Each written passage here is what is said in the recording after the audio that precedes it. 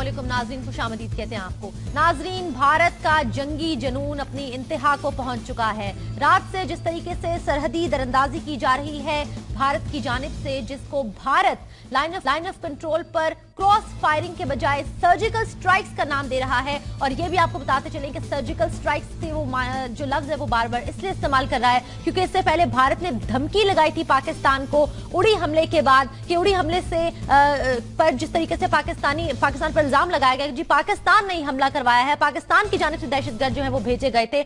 इसके बाद भारत ने कहा कि वो महदूद पैमाने पर जंग का मुतहम्मिल हो सकता है पाकिस्तान के खिलाफ, और इसी महदूद पैमाने पर जो जंग की जाती है जिसमें सिविलियंस को निशाना नहीं बनाया जाता है, सिविलियन आबादी को निशाना नहीं बनाया जाता है, बल्कि जो मिलिट्री आपकी बेसिस होती हैं उनको निशाना बनाया जाता है, जो आर्मी दस्ते आपके होते हैं उनको निशाना बनाया जाता है, जो सिक्योरिटी फोर्सेस आपकी होती हैं उनको निशाना बनाया जाता है, और इसी को सर्जिकल स्ट्राइक्स का नाम भारत ने दिया। और कल होने वाली जो फायरिंग जो भारत की जानिब से की गई है, भारत उसको सर्जिकल स्ट्राइक्स का नाम दे रहा है। गोया कि भारत ने पाकिस्तान के खिलाफ ऐलान जंग कर दिया है। 2 पाकिस्तानी जवान और 1 सिविलियन इसके नतीजे में जो है वो शहीद हुए हैं, और पाकिस्तान की तरफ से जो रद्द अमल आया है, पाकिस्तान ने इसको मुस्तरद किया है कि ये सर्जिकल स्ट्राइक्स नहीं है, इसके कोई सबूत नहीं है, झूठा दावा किया जा रहा है भारतीय मीडिया की जानिब से, भारतीय हुकूमत की जानिब से कि सर्जिकल स्ट्राइक की गई है, बल्कि ये मामूल की जो क्रॉस फायर होती है क्रॉस द बॉर्डर, ये वो स्ट्राइक थी। नाजरीन, जिस तरफ कोई ध्यान नहीं दे रहा है, जिस बारे में कोई बात नहीं कर रहा है, वो ये जंगी जुनून है जिसमें भारत इस वक्त मुब्तला है, और पाकिस्तान गो के एक सेन पोजीशन लिए हुए है। लेकिन जंग की तबाहकारी के हवाले से ऐसा लगता है कि शायद भारत भूल गया है कि दोनों ममालिक जो है वो एटमी हथियार रखते हैं, और खुदा न खास्ता अगर इस खत्ते में जंग होती है तो उसके नताइज जो है वो बहुत ही भयानक सामने आ सकते हैं। जंग की तबाही अगर देखनी है, अगर एटमी हथियारों की तबाही देखनी है, तो हिरोशिमा और नागासाकी को हमें नहीं भूलना चाहिए, और मौजूदा दौर में अगर हमें जंग की तबाही देखनी है तो फिर इराक को नहीं भूलना चाहिए, आपको शाम को, अलेप्पो, हल्ब को नहीं भूलना चाहिए, जहां पर किस तरीके से मासूम शामी बच्चे, बुजुर्ग, बूढ़े, खवातीन जो सलूक उनके साथ किया जा रहा है। और अभी अक़वाम मुत्तहिदा में बान की मून ने भी कहा कि ऐसा लगता है जैसे कोई ज़िबा खाना है जो शाम बन चुका है। यही मुकद्दर हो सकता है पाकिस्तानी अवाम का, यही मुकद्दर हो सकता है भारतीय अवाम का, अगर भारतीय मीडिया, भारतीय हुकूमत अपने इस जंगी जुनून से बाहर ना निकली। आपको बताते चलें कि एक अंदाजे के मुताबिक पाकिस्तान के पास 110 से लेकर 130 एटमी हथियार हैं, जिनमें से 66% किसी भी वक्त हमले के लिए बिल्कुल तैयार है, और पूरा भारत पाकिस्तानी मिसाइलों की रेंज में है। तो हम कमजोर नहीं है, लेकिन यह भी मत भूलिए कि अगर पाक भारत एटमी लड़ाई हुई और उसमें सिर्फ 100 वॉर हेड्स का इस्तेमाल भी हुआ, तो हर वॉर हेड के इस्तेमाल से 2 करोड़ 10 लाख यानी कि 21 मिलियन अफराद जो है वो मारे जाएंगे। बरसगीर में 2 अरब अफराद बिल वास्ता तौर पर मुतासिर होंगे। ये कोई छोटा नंबर नहीं है। क्या वजह है कि भारत जो है वो जंगी जुनून में इतनी इंतहा को पहुंच गया है कि वो इस इंपॉर्टेंट फैक्टर को नजरअंदाज कर रहा है कि जंग में कोई नहीं जीतता, सिर्फ इंसानियत हारती है, सिर्फ मौत का रक्स होता है। इसी पर हम जरा बात करेंगे आज प्रोग्राम में, और अपने पैनलिस्ट से भी मैं आपका तारुफ कराती चलूं। मेरे साथ इस्लाम स्टूडियो से मौजूद है सेनेटर निहाल हाशमी, सीनियर रहनुमा पाकिस्तान मुस्लिम लीग नवाज। सर, बहुत बहुत शुक्रिया आपकी आमद का। महर तारड़ साहिबा मुझे ज्वाइन कर रही हैं जी, एग्जीक्यूटिव डायरेक्टर है डेली टाइम्स की, स्काइप पर मुझे ज्वाइन करेंगी। बहुत बहुत शुक्रिया महर आपकी आमद का भी। इसके साथ साथ कर्नल दनवीर सिंह मेरे साथ मौजूद होंगे, इंडियन डिफेंस एनालिस्ट हैं, टेलीफोन पर मुझे प्रोग्राम के लेटर जो हाफ होगा उसमें ज्वाइन करेंगे। और कुछ ही देर में अमजद शोएब साहब भी दफाई तज्जियाकार हैं, जनरल रिटायर्ड अमजद शोएब साहब, वो भी मुझे ज्वाइन करेंगे। एक वक्फा, फिर गुफ्तगू का बाकायदा आगाज, साथ ही रहिएगा। नाज़रीन, आपको खुश आमदीद कहते हैं। सेनेटर निहाल हाशमी साहब, आपसे गुफ्तगू का आगाज करेंगे। सेनेटर साहब, भारत जिस तरीके के रवैये पर कारबंद है ये कोई नई बात नहीं है, लेकिन अब ऐलान जंग किया जा रहा है भारत की जानिब से, और पाकिस्तान बार बार ये कह रहा है नहीं जी कोई सर्जिकल स्ट्राइक नहीं हो। पहले तो आप हुकूमती नुमाइंदे हैं, गो के आर्मी चीफ साहब की और DGI-ISPR की स्टेटमेंट आ चुकी है, लेकिन मैं हुकूमती मौक़िफ़ लेना चाहूंगी इस हवाले से। क्या अपडेट्स हैं, क्या हुआ है? ये सर्जिकल स्ट्राइक नहीं थी तो क्या था? बिस्मिल्लाहिर्रहमानिर्रहीम। मारूख, आप देखें हमारी जो नैरेटिव्स हैं, पाकिस्तान की नैरेटिव जो प्राइम मिनिस्टर ने जिसको पूरी दुनिया के सामने बयान किया, हम उसी पे आज भी कारबंद है और हम रहेंगे।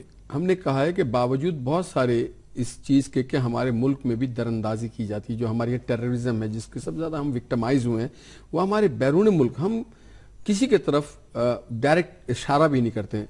ठीक, एक तो ये चीज़। दूसरी चीज़, हमने कहा कि हम नॉन स्ट्राइकर हैं, हमने वहां भी कहा कि हम आपसे बात कर रहे हैं और हम अमन के लिए किसी हद तक जा सकते हैं, ठीक है, और अनकंडीशनल।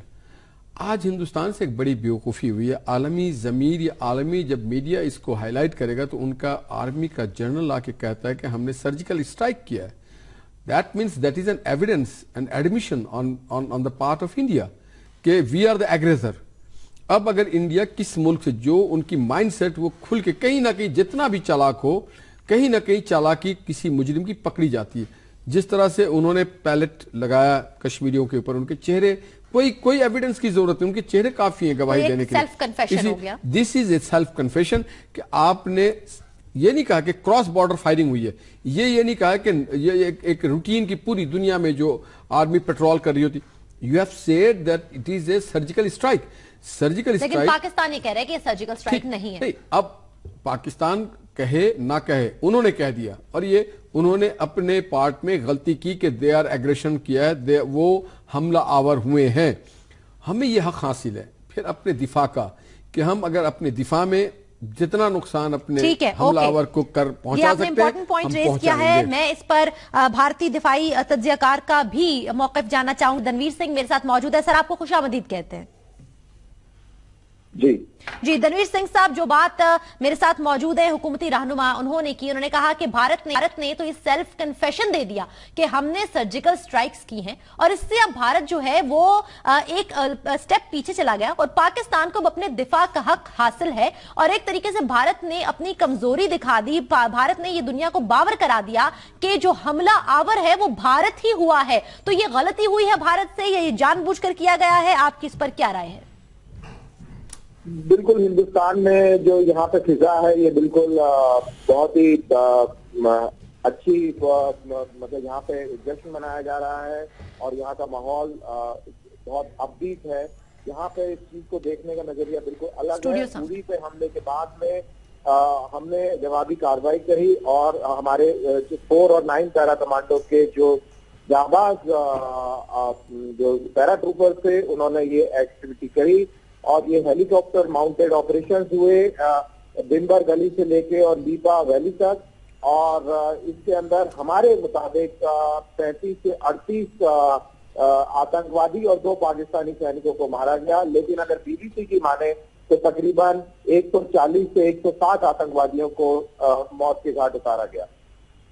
جہاں تک سوال ہے کہ یہ ہندوستان نے کوئی غلطی کری ہے یا نہیں کری ہے, یہ بہت امپورٹنٹ تھا. بڑے دنوں سے فوج کی مانگ تھی. یہ پاکستان کا نیوکلیئر بلف جو تھا, وہ نیوکلیئر دھمکی جو دیتا تھا وہ بلف کال ہو گیا ہے اور پاکستان ایکسپوز ہو گیا ہے. اب امید کری جاتی ہے کہ پاکستان کو ریئلٹی سمجھ میں آئے گی, اور ہماری سائڈ میں اس طرف سے ہندوستان کی فوج پوری طرح مستعد ہے.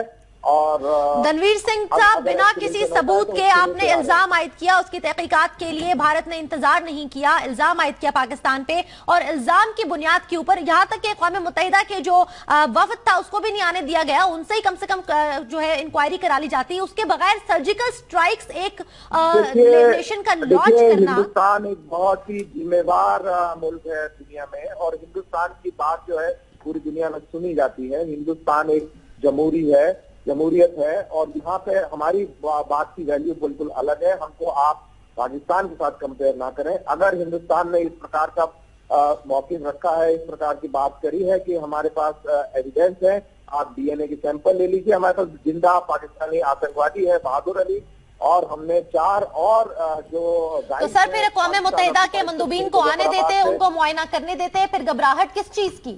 نہیں, ان کا کوئی مطلب نہیں ہے. اقوام متحدہ کا ہندوستان کی ٹیریٹری میں کوئی لینا دینا نہیں ہے.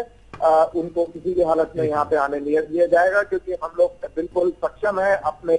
اچھا, یہ اس کا آپ کا جواب دینا چاہیں گے نہال ہاشمی صاحب؟ جی نہال صاحب. جناب سنگھ صاحب, 2 چیز ہے. ایک تو یہ ہے کہ ہم ممبر ہیں, سگنیٹری ہیں UNO کے, اور آپ کو معلوم ہوگا کہ کشمیر میں UN آبزرورز تعینات ہیں, اور سمر اور ونٹر کبھی سری نگر ہوتے ہیں اور کبھی پاکستان میں ہوتے ہیں.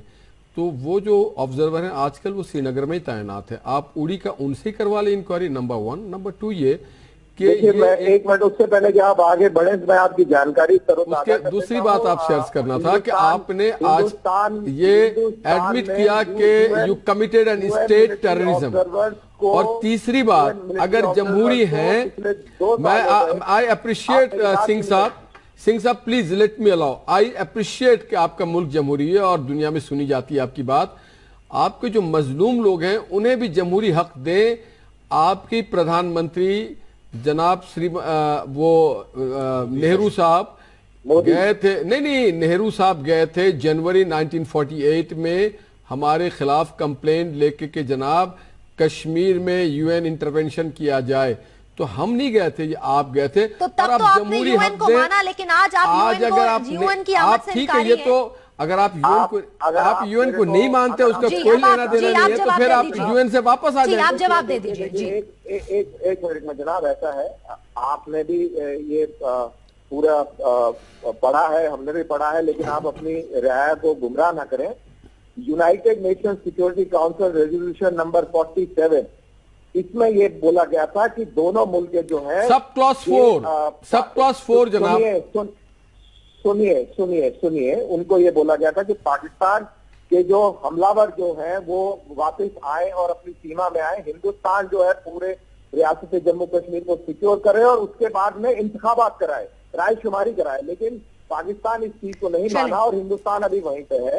और यूएन रेजोल्यूशन 47 के तहत ये एक एडवाइजरी थी, ये एक एडवाइजरी है, ये कोई पाबंदी नहीं, ये कोई जबरन वो नहीं था कि आपको मानना ही पड़ेगा, ये सिर्फ एक एडवाइजरी थी। और इसी एडवाइजरी के तहत जो हमने शिमला एग्रीमेंट किया था, जिसमें हमने ये कहा था कि ये बैनुल अक़वामी स्तर के ऊपर हम इसको रिजॉल्व करेंगे, तो जब एक बार ये हो गया तो यूनाइटेड नेशंस के जो मिलिट्री ऑब्जर्वर्स हैं या यूनाइटेड नेशन की तरासात है, वो अपने आप नल एंड वॉइड हो गई है। अच्छा, मैं इस पर मेरे दूसरे एनालिस्ट का भी रिस्पांस ले लूं, धनवीर सिंह साहब। आज की तारीख में दुनिया आपकी इस बात की तस्दीक नहीं करती है, एग्री नहीं करती है, पूरी दुनिया एक तरफ है, पाकिस्तान अकेला। धनवीर सिंह साहब, मैं अपने दूसरे एनालिस्ट का भी इसके ऊपर राय ले लूं जी। जल साहब खुशाबदीन क्या आपको कहते हैं? दो चीजें, एक तो ये जो विड्रॉल मैडम माफी चाहता हूँ, मेरे को दूसरे चैनल पे जाना है, तो जी धनवीर साहब ठीक है, बहुत शुक्रिया जी। जल साहब, दोनों चीजें जो ये कह रहे हैं, पहली बात ये कि जो ट्रुप्स के विड्रॉल का था, जब रेजोल्यूशन पास हुई तो उसके बाद पाकिस्तान ने उस पर यह एतराज किया कि दोनों के ट्रुप्स इकट्ठे विड्रॉ होने चाहिए। चुनाचे ये एक कॉरेस्पॉन्डेंस चली और जो मीडिएटर्स थे उन्होंने रिपोर्ट दी जाके यूनाइटेड नेशन को, और ये एग्री हुआ कि दोनों तरफ की अफवाज जो है वो इकट्ठी विड्रॉ की जाए, क्योंकि ये पाकिस्तान का एतराज था। तो ये तारीख को भी सही तरीके से कोट नहीं, ये सब क्लॉज 4 में है। हाँ, अच्छा, जो जनरल साहब कह रहे हैं। दूसरी चीज ये थी कि जो इन्होंने दूसरा पॉइंट ये क्या कह रहे थे इनका, सर वो तो चले एक बात कर रहे थे। अच्छा नहीं, यूनाइटेड नेशन का कह रहे थे कि जी आपने शिमला एग्रीमेंट किया, और शिमला एग्रीमेंट के बाद, हालांकि शिमला एग्रीमेंट में ये लिखा हुआ है कि इररिस्पेक्टिव ऑफ दोज ये जो यूनाइटेड नेशन की हैं क्लॉजेस, यानी दोज क्लॉजेस विल स्टे, हम इसको यूनिलैटरली इसको हल करेंगे।